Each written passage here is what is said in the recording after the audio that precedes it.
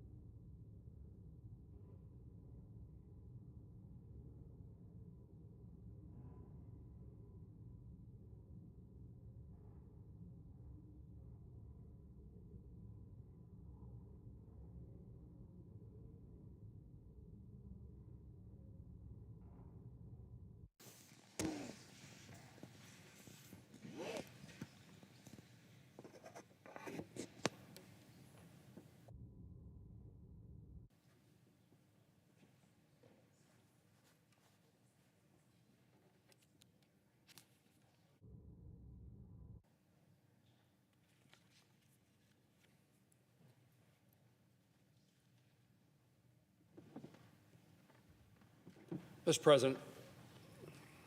Senator from Kansas. Mr. President, thank you. 10 years ago, a wait time scandal at the VA Medical Center in Phoenix, Arizona, led to a nationwide access and accountability crisis for VA healthcare system. Many of us responded to that, worked to find a solution, and we ultimately passed something called the Choice Act. Subsequent to that, we made improvements in what we learned from the Choice Act's implementation and usage by veterans and its consequences to the Department of Veterans Affairs, and we enacted the Mission Act, which was signed into law 6 years ago this month.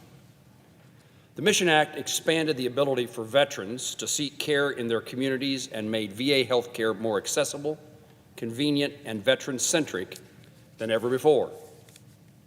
The Mission Act has also contributed to significant increases in enrollment of veterans, utilization and reliance on VA care, and improvements in quality and trust among veterans.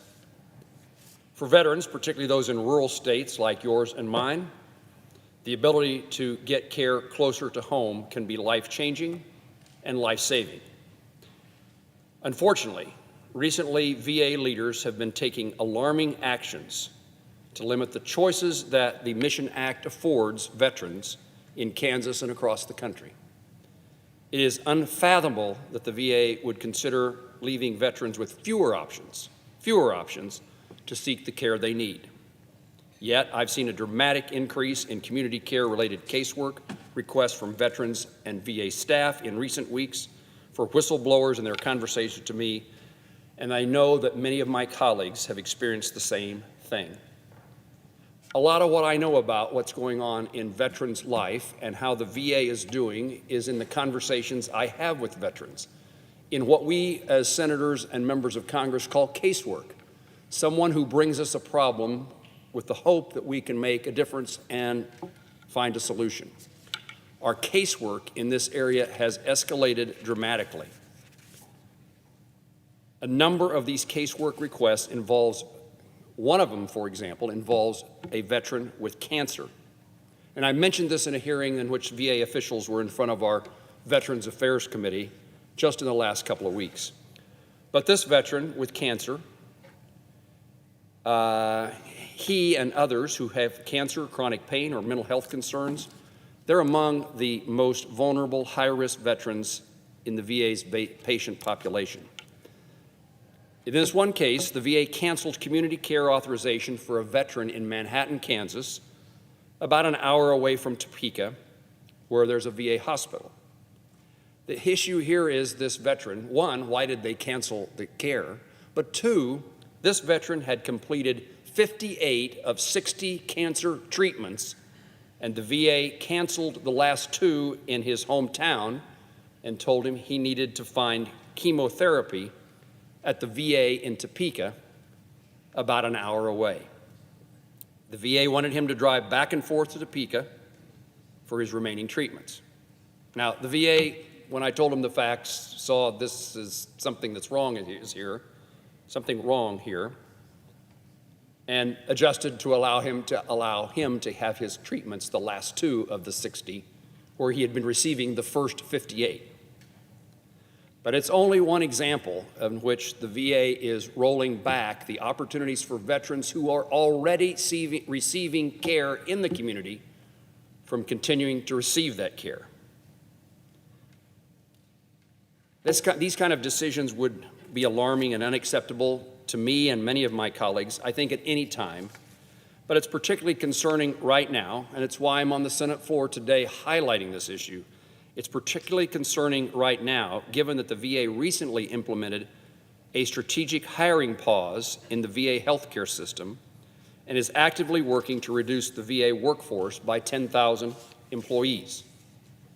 It defies my understanding how the VA expects to limit choices for veterans in the community, in other words, forcing them into a VA direct care system, while at the same time working to reduce staff in that direct care system that are actually available to care for those veterans. Independently, these policy goals are cause for concern. Together, they risk the welfare of veterans and the VA's workforce nationwide. I would encourage my colleagues to take a look at the casework that their staffs are working on behalf of veterans in their states and see if they're not experiencing the same thing that I'm seeing, which is more and more veterans saying, Senator Jerry, Senator Moran, can you help me? I've been receiving care in the community. I like the way I'm receiving that care. I like my provider, and yet the VA is pulling the rug out from under me. These actions could cost some veterans their lives and drive other veterans away from VA healthcare benefits that they've earned and deserve. I've had several veterans tell me, I like what I'm getting in the community so much, I'm going to pay for it out of my own pocket. Veterans can do better, the VA can do better, the VA must do better. But I don't think this is just a happenstance. I don't think that the facts or the circumstances I'm describing to my colleagues just something that seems to be happening at the VA. It's a concerted effort by VA leadership to bring community care veterans back into direct care at the VA. And as my colleagues may recall from the Mission Act, what the law says is a veteran, in many instances, most instances, is entitled to care in the community if he or she, the veteran, along with their provider, decide it's in the best interest of the veteran. That decision is not made by the VA whether a veteran is entitled to care in the community. It is made by the patient, the veteran, and the provider, the doctor, the nurse practitioner, the physician assistant. And yet there is a concerted effort in VA leadership to deny veterans that care and insist that if they're going to receive care, they receive it direct care within the VA healthcare system. I'm a fan of the VA healthcare system. I support it. I work hard to make sure that it has the capabilities, the assets, the necessary resources to do its job. But I also know that there are circumstances, particularly in rural areas or certain kind of specialized treatment, in which it's the right thing to do to allow a veteran with his or her desire and his or her provider saying, this is in the best interest of my patient to have care provided in the community. This is a really important issue. The VA struggled to provide care for veterans in the past. Many improvements have been made, but we have given veterans a choice, and the VA has no right, no ability to undermine the choice that a veteran makes. I call on the VA to immediately reverse course. The VA has, of course, explained to me their rationale, in some ways deny that there's any concerted effort or any policy change. But the circumstances are so evident, so prevalent, that I absolutely believe that the VA's policies, encouragement of their staff, is to do something contrary to the law. The VA needs to reverse its course, reaffirm the right of veterans, those who served our country, that they have the right to seek the care that they need and desire in the community in which they live or where they believe the best absolute care can be provided to them under their current health care circumstances. Mr. President, I yield the floor.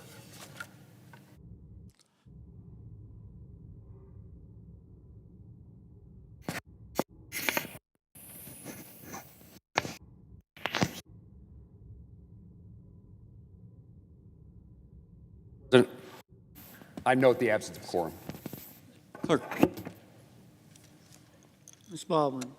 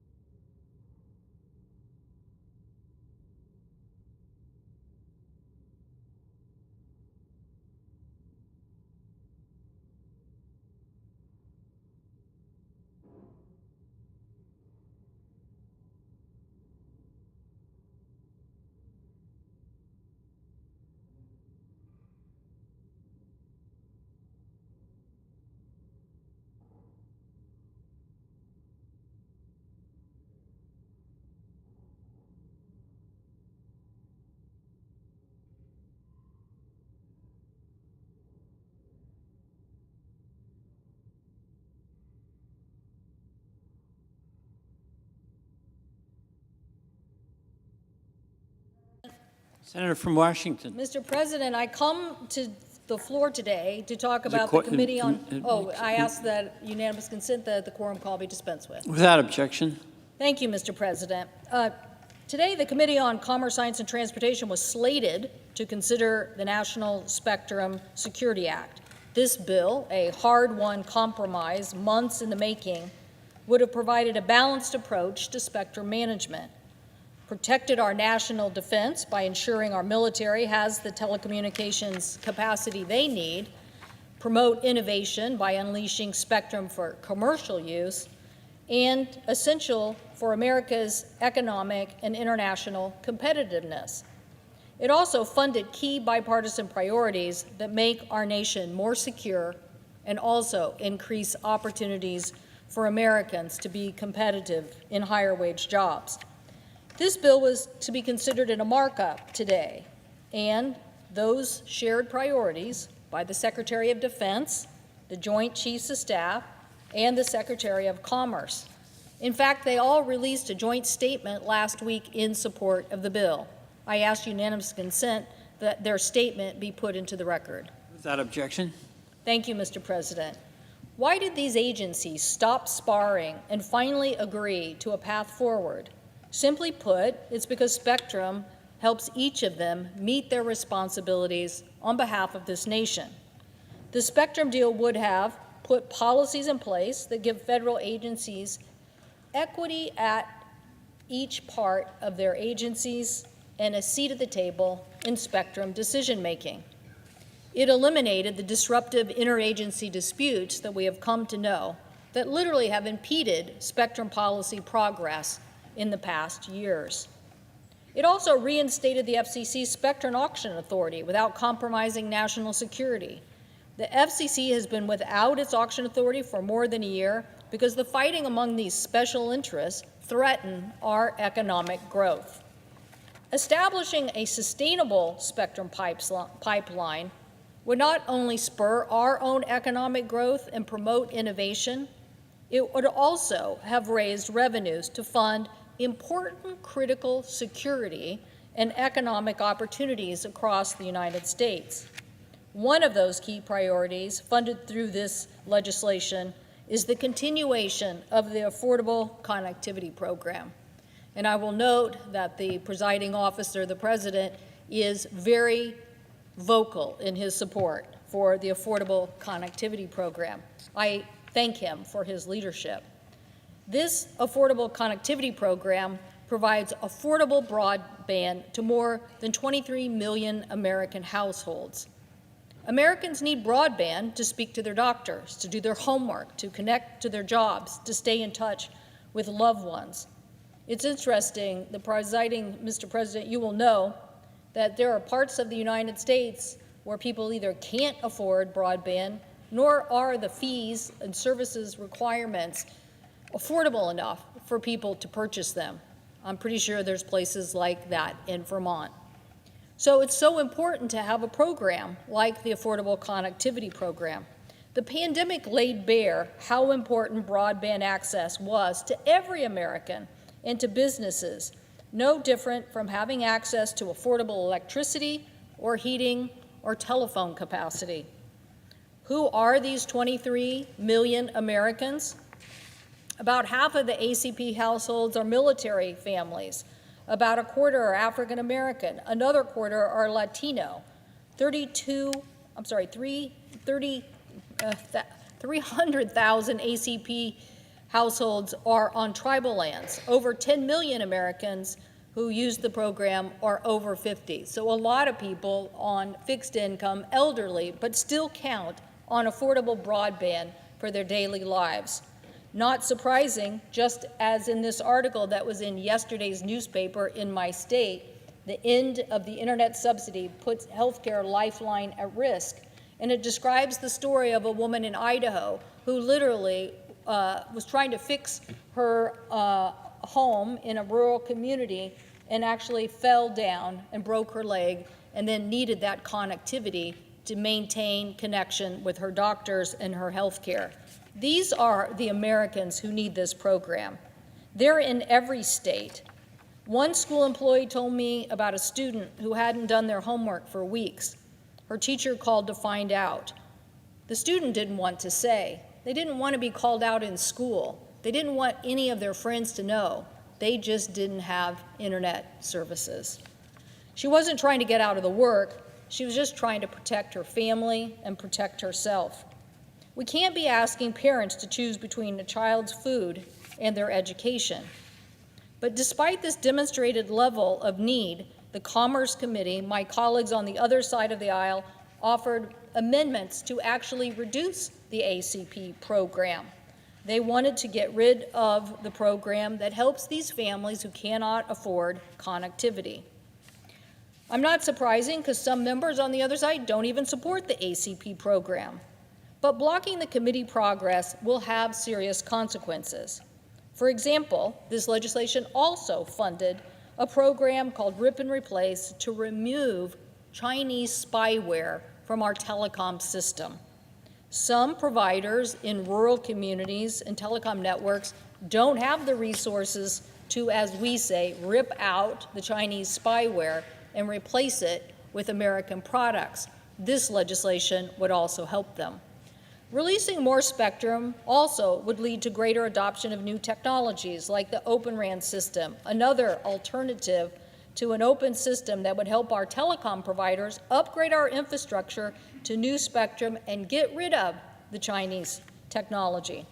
Getting more of the secure technology will protect our communities from network adversaries and allow Americans to be in the lead again on telecommunication network equipment. Additionally, the all-of-government approach to spectrum management in this bill allows the United States to maintain our commercial and military leadership around the globe, including at important standard-setting bodies where adversaries are going to make inroads. This bill would have funded a historical investment in our technology advances that we voted for in the CHIPS and Science Act, particularly in what are called EPSCoR states, tech hubs, and essential programs to maintaining the U.S. competitiveness. There is no way, Mr. President, that rip and replace should be a partisan issue.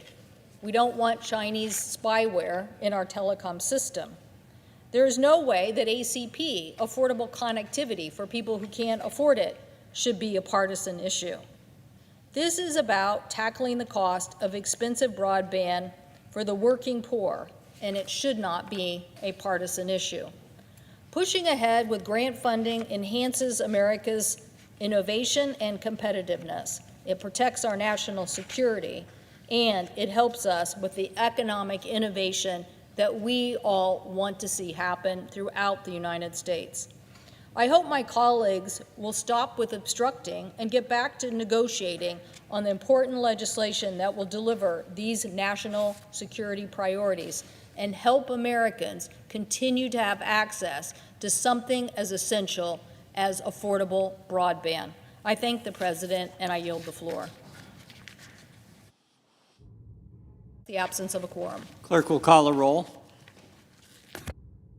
Ms. Baldwin.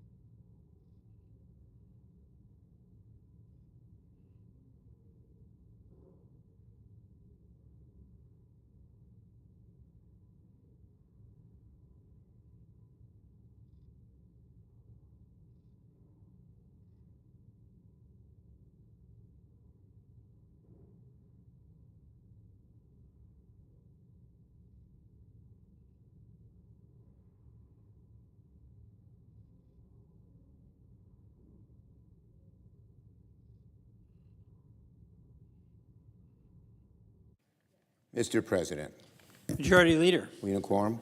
Yes. I ask unanimous consent that the quorum be dispensed with.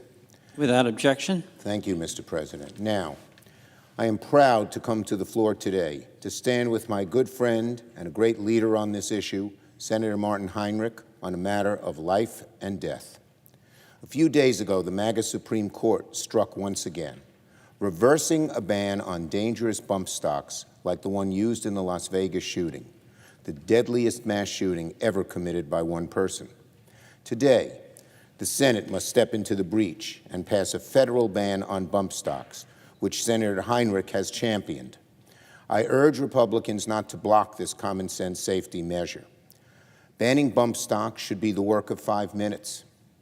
It's an idea that even some conservative senators have claimed to support in the past.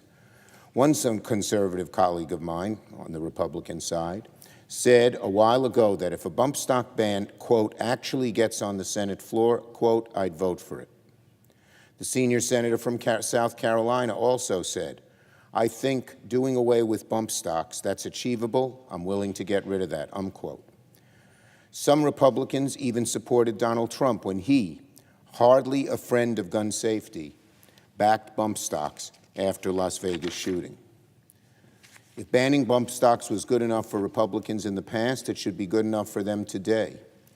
But if Republicans block this bill today after claiming to support bump stock bans in years past, a ban even President Trump supported when he was president, shame on them. They'd be siding with the gun lobby over families exasperated by gun violence. And Mr. President, it's amazing to me that the MAGA Supreme Court even went to the right of Donald Trump on this issue. Surprising, appalling, very, very hard to swallow that they would have this kind of reasoning. If Republicans now believe a ban on bump stocks is simply too much, they should explain their change of heart to the families in Nevada who lost loved ones. If Republicans block this bill today after claiming to support bump stock bans in years past, shame on them. Republicans should explain to parents and teachers and students why they'd rather make it easier for murderers to access dangerous weapons instead of making it harder.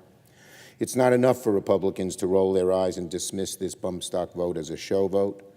Tell that to the families who lost loved ones.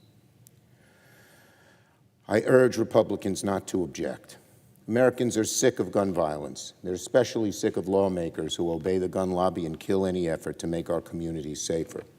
And I want to thank my friend and a great leader in the Senate, Martin Heinrich, on this and so many other issues, whether it's conservation or environment or protecting the rights of people or just helping New Mexico in every way as he's now valiantly helping them with the fires that are ravaging in his state.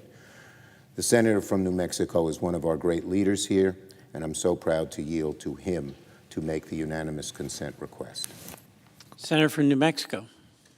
Mr. President, I want to begin today, before we get to bump stocks, by acknowledging the South Fork and Salt fires that have forced literally thousands from their homes in Lincoln County, New Mexico, and the Mescalero Apache Nation over the last 24 hours.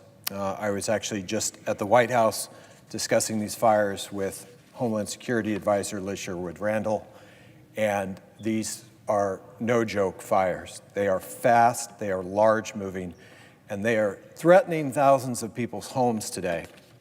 I know that many are worried that they may have already lost their homes, their property, their businesses, their animals, and my thoughts are with every single one of you.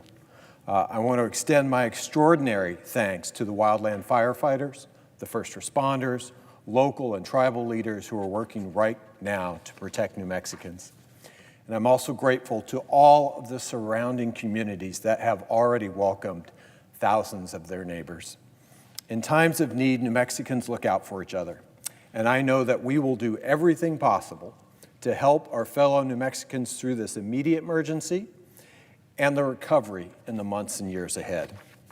And I want to stress the importance for everyone in the impacted area to please heed evacuation orders and follow directions from local authorities. Please do everything you can to stay safe.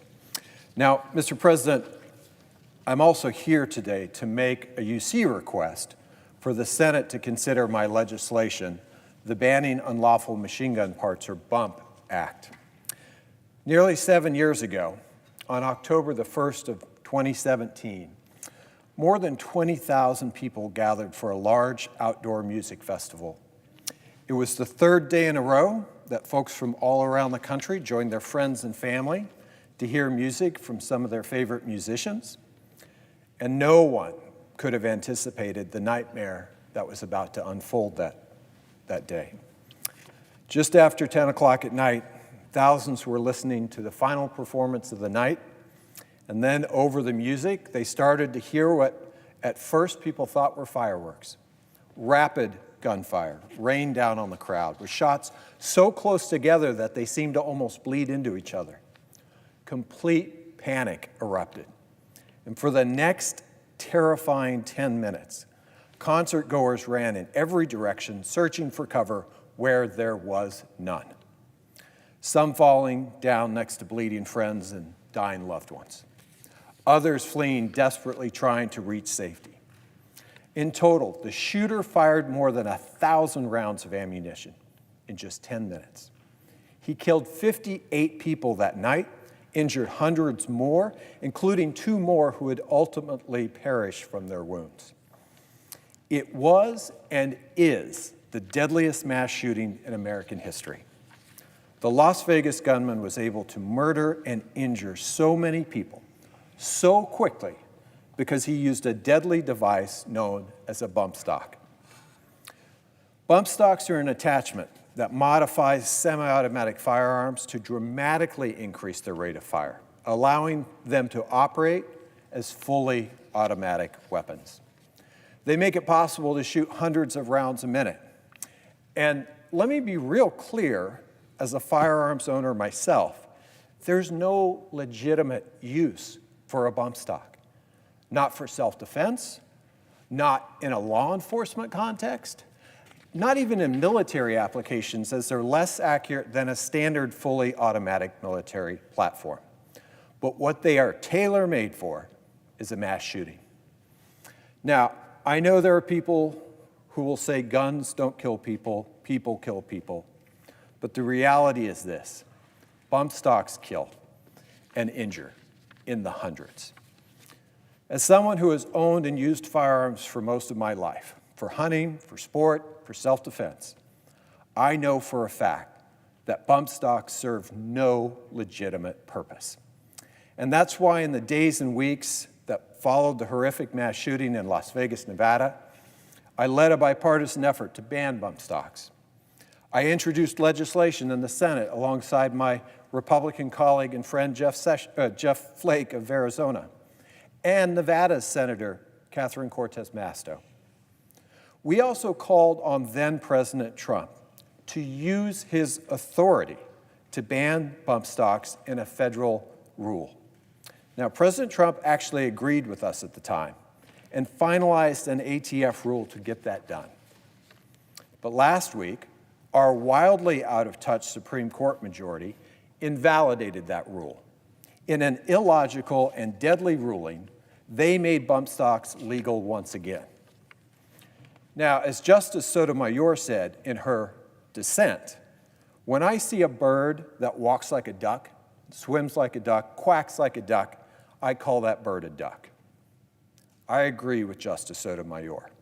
A bump stock equipped semi-automatic rifle is a machine gun, and it should be banned just like machine guns have been banned for nearly 100 years. Now, even still, within the Supreme Court's majority's ruling, they gave Congress, they gave us clear direction on the only way for us to protect Americans from these deadly devices. Congress needs to act. We need to pass my bill to ban bump stocks and do it now.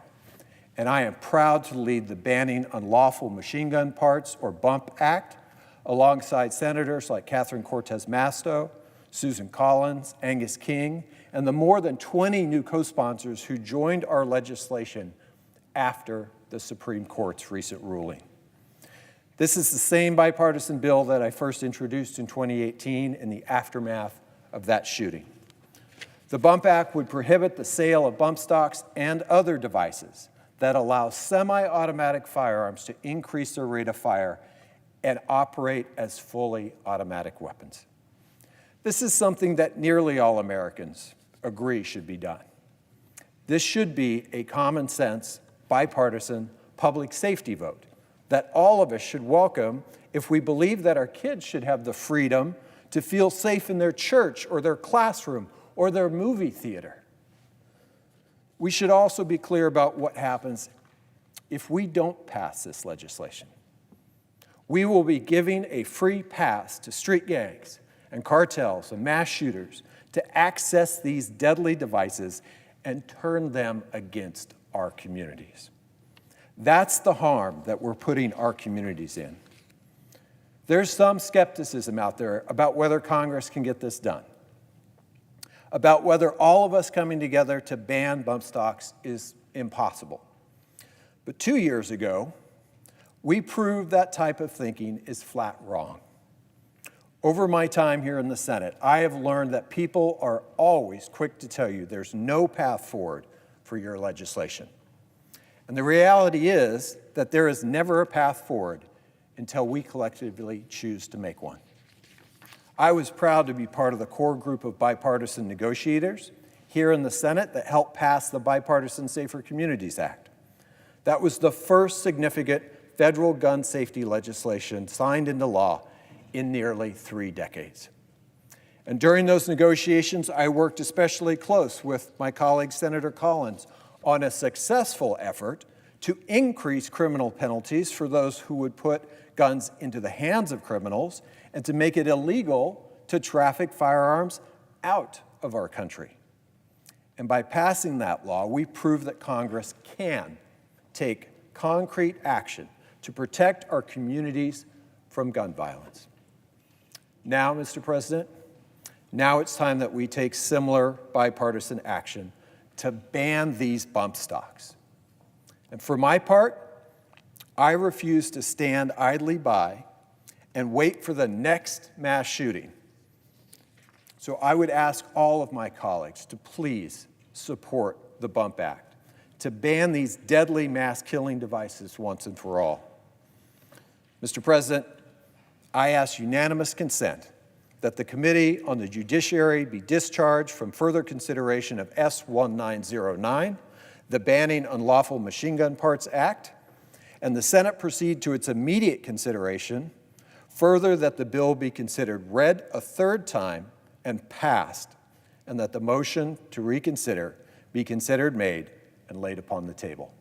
Is there objection? Mr. President, reserving the right to object. Senator from Nebraska. Welcome to another day in the Democrats' summer of show votes. We need to be very clear why the majority leader is now holding this show vote. The Supreme Court made a decision last week that he didn't like. A 6-3 majority of the Supreme Court ruled the Bureau of Alcohol, Tobacco, Firearms, and Explosives overstepped their authority when they tried to reclassify bump stocks as machine guns. The Supreme Court made the right decision. In January, I joined Senator Lummis and other colleagues in filing an amicus brief urging the Supreme Court to do what they did. But the majority leader and his Democrat colleagues supported the gun-grabbing overreach. So the majority leader has decided to bring up a bill called the Bump Act. He claims this bill will ban bump stocks. But just like his previously misnamed bills, if you actually read the bill, that's not what it does at all. The Bump Act targets common firearm accessories, not just bump stocks. This is from the text of the bill. The bill bans any manual, power-driven, or electronic device primarily designed or redesigned so that when the device is attached to a semi-automatic firearm, the device materially increases the rate of fire of the firearm. In short, this doesn't ban bump stocks. This bill would ban literally any item that makes a firearm easier and in some cases safer to shoot. We're talking about competition or adjustable triggers. We're also talking about items that reduce the distance between a shooter's hand and the trigger, like certain firearm stocks or grips. Again, it's not just about bump stocks. That's why disabled veterans hate this bill. I've heard about veterans in Nebraska who are concerned about this bill. Sometimes veterans who are disabled or elderly choose to adjust the stock or grip on a firearm to make it easier and safer to shoot. The Constitution protects their right to do so, that through the Second Amendment.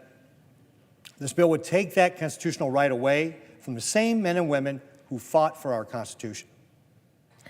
The other problem with this bill is that it doesn't even define what it's trying to regulate.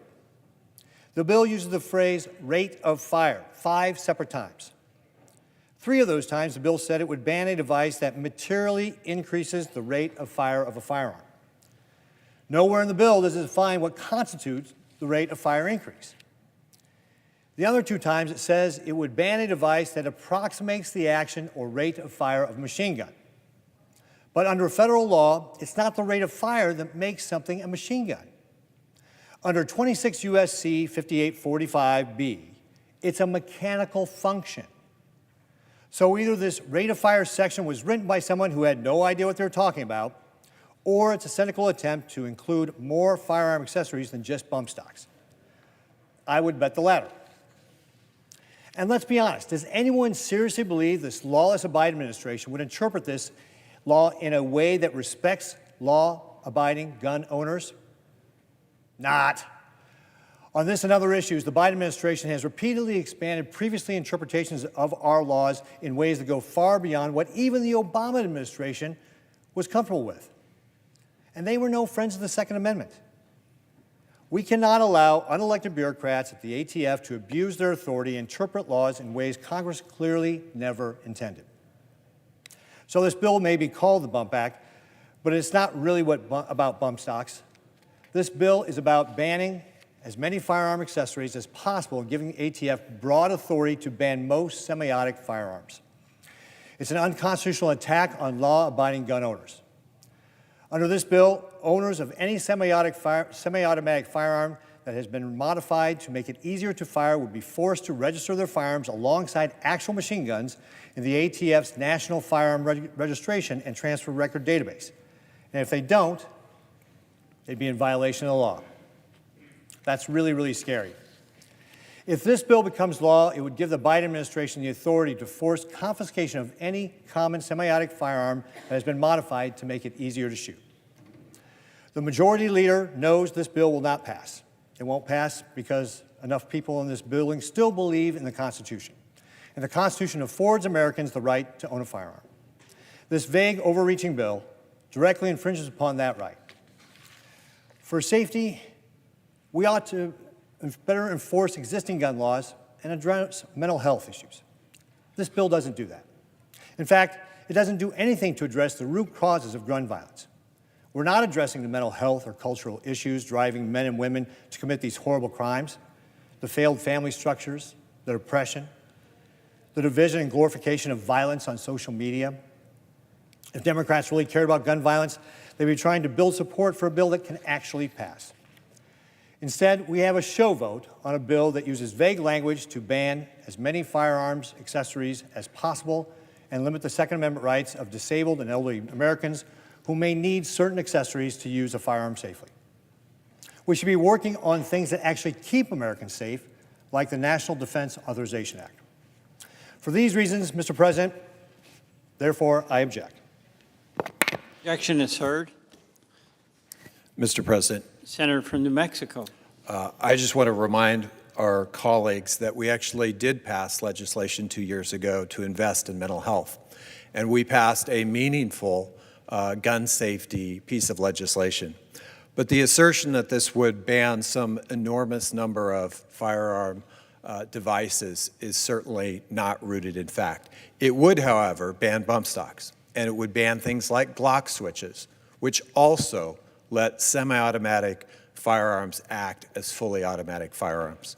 Mr. President, I think the American people understand what common sense gun safety looks like, and that's what the Bump Act is all about. I will reserve the rest of my time, but this will not be the last time you hear about these devices on the floor of the Senate.